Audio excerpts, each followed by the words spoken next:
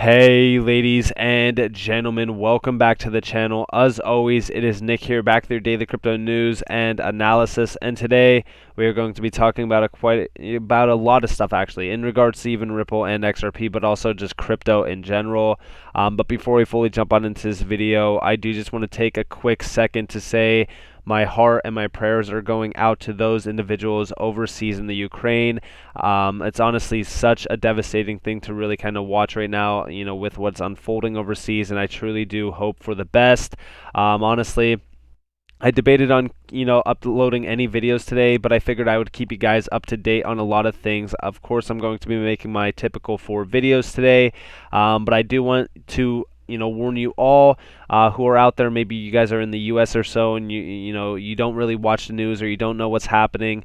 Guys, Russia is moving in on the Ukraine. A lot of things are happening, and the markets are cascading due to this, and we are seeing a lot of price movement and impulses from that. Of course, a lot of individuals are saying that this could be capitulation while we are seeing these major moves, and it's hard to say exactly what is happening, but I will say this: a major warning to all those individuals out there holding XRP and holding crypto assets, and maybe you want to buy more at the on this dip. I would say wait till tomorrow for the indices.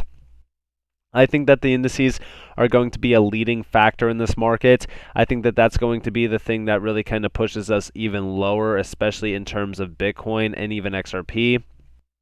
So I just ask for those individuals who are paying attention to maybe the finance part of this stuff, watch the indices. I know it's hard to even watch the charts right now. It kind of is weird to even consider thinking about cryptocurrencies and how much money you're making while individuals' lives are literally being taken overseas, and that's why I even tried to think to myself, should I even make a video today? But I figured I would just keep you guys updated on the typical 4. So let's move on and let's talk about some things. I do really want to address what's happening overseas in Russia first, and really kind of tie everything into crypto currently. So of course we do see here deplatforming Russia from the SWIFT system feels like a real possibility tomorrow, and honestly we are talking about the major disconnection from SWIFT for Russia. This is going to be, honestly, when we are talking about a cascading factor as well for the US dollar in terms of its dominance, this will basically be the end of that. We do see here this would mark the end of the USD global reserve currency era and kick off countless cascading externalities to the current system, and incalculably accelerate the emerging crypto era. And this is exactly what we are watching right now. We even see here, Russia could use cryptocurrency to blunt the force of US sanctions, and that's honestly exactly what we're trying to watch unfold right now. A lot of individuals are trying to pay attention to this.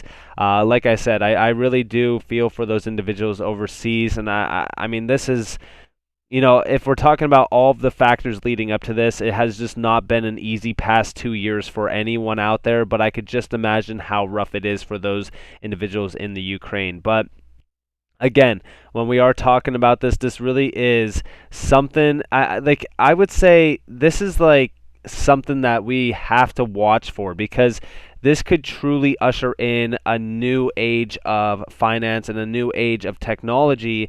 I just hate the idea that this is all happening because of what is going on in the Ukraine. I would have taken any other way than some sort of war like this. I even said on my Twitter that war is never the answer, and I truly don't think that it is. I think that this is something that has been getting blown out of proportion for a very long time, and I really don't think that anything that is going on right now is the way to do things at all. But of course, I figured I would talk to you guys about this because we are seeing some major things happening. We even see here from Cointelegraph, crypto markets have plunged after Russia announced a military operation in Ukraine. Ethereum founder Vitalik Buterin labeled it the invasion a crime, and others pointed out the human cost is far greater than any impact on the markets. And this is exactly what I want to reiterate in this video right now. I honestly am not even moved by the price action in crypto at all. I'm more so concerned about what's happening overseas, and I truly do, like I said, I really do feel for those individuals overseas. Anybody who is in the States and maybe, you're not living over in the Ukraine and you have family there, I truly do hope and pray for those individuals to make it out. And, I really do wish for the best. A lot of things are happening. I just want you all to understand that if you are focused on the finance side of things, then maybe you're just kind of focused on the money aspect here. Just watch the indices, watch Bitcoin tomorrow. But for the most part, I'm going to be paying attention to what is happening overseas and really kind of continuing to watch this, because trust me, guys, a lot of things are happening that look very rough right now for a lot of these markets, but also I'm really just kind of worried about the individuals overseas as well. We also see here Justin Putin announces in a televised speech the start of a military operation against the Ukraine and declares that Russia aims to demilitarize the neighboring country, calls on the Ukrainian military to lay down its arms. More, Putin warns any foreign attempt to interfere with Russian action would lead to consequences they have never seen. And of course, a lot of things are happening right now. I mean, if we're talking about the sanctions, we're talking about the pretty much disconnection from Swift. And the reason why I bring that up and the reason why I want to tie it to Ripple is because that is more so the idea on what will they choose, what will they utilize if they don't have Swift. Now, I personally don't think that a company like Ripple will work with Russia in order for them to actually get around Swift, but I do think that they will have ties to decentralized crypto. Like, for an example, they might use Bitcoin, they might use Ethereum or something. I don't think that Ripple is going to help them succeed. Of course, I do think that this is going to streamline exactly what Miles said. I think that this is going to be a cascading factor for, of course, major fiat currencies, and I think it's going to push into the idea on the crypto era will be coming into this market and accelerate it in terms of these major, countries, for an example, launching CBDCs, and CBDCs will continue to grow and grow, and the U.S. dominance in general, USD dominance will drop drastically, and the global reserve currency will end for the United States dollar. And when we do see that, that's where we will see a lot of buying for crypto. And I hate to say that this is like a public note for us in terms of something that is positive while all of this negativity is happening, but it's just what I see happening, and I do want to update you guys along the way, all while of course paying my respects to those individuals over there that are dealing with this. I hate the fact that this is what we have to wait for or watch for in terms of this major flip the switch moment, if you will. But also we do see here, fearing crypto and China, the U.S. hesitates to pull Russia's SWIFT access. The U.S. is hesitant to block Russia from SWIFT, in part because doing so could push the global economy away from the U.S. dollar. And this is exactly what we are watching for. This is what we are basically waiting for as well. We even see here refer to SWIFT sanctions as the nuclear option. It truly is. I mean, this right now, what we are going to war with is a financial war. This is exactly what we basically have been building up for. I mean, if you look back in time, even in terms of inflation and stuff, basically the U.S. was utilizing the SWIFT network as a financial weapon, and now we are seeing a possibility of these countries, like for an example Russia, pulling out of SWIFT and being cut off entirely of SWIFT, which would be catastrophic. We even see our SWIFT sanctions, rather than being a nuclear option thwarting Russia, could be the first domino in the sequence of events that bolster China and Russia-backed alternative digital payment systems. Again, this is where we will see digitization really start to rise. We even see here altogether SWIFT sanctions could very well incite the de-dollarization of the world economy. I mean, when we're talking about this, this is something that is significant to continue to watch for. We even see here, despite the supposed neutrality of SWIFT, the U.S. wielded its influence to boot Iran from the service twice. In both cases, the sanctions had the intended consequence of hamstringing the Iranian economy by limiting international trade. I think most experts would say that impactful measures were the direct secondary sanctions on Iranian banks, and SWIFT was the cherry on top. But now, I mean, this is something that would be catastrophic, honestly, if Russia was to be cut off. And we even see here, the EU, Russia, and China have created their own systems. There are also emergent blockchain-based alternatives such as Ripple, which aim to usurp SWIFT through technological prowess, prowess, sorry, rather than political influence. And of course, that is the case. I mean, I don't think that, Ripple would be focused more so on achieving this through something as, negative as a war possibly that is going on. But I think that when we are talking about utility being, the major driver behind a lot of these major cross-border payment, systems, for example, we even know that XLM or Stellar is positioned in the Ukraine, and of course, Ripple is positioned around the world. Anyone can really utilize the Ripple network, if you will. It's hard to say if Russia will be utilizing Ripple or not, or maybe even Ripple will, confirm if they are going to allow Russia to use it. Because honestly, if Ripple does confirm that they will utilize their system, I just don't see that being a positive thing.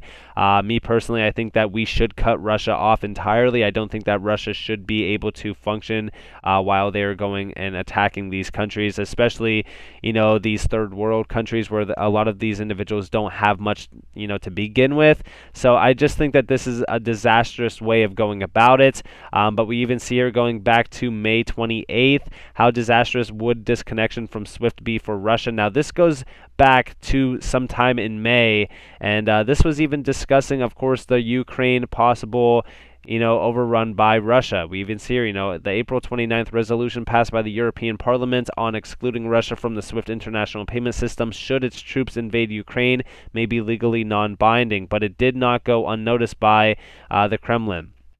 Now, again, calls to exclude Russia from SWIFT are not new. In August 2014, the UK appealed to the European leaders to consider such an option. Russia's former finance minister then forecast that such a move could cause Russia's GDP to shrink by 5%. Ultimately, the pressure campaign was dropped. Cutting Russia off from SWIFT was considered to be a major escalation, or as the prime minister put it, tantamount to a declaration of war. Sorry, I apologize for that.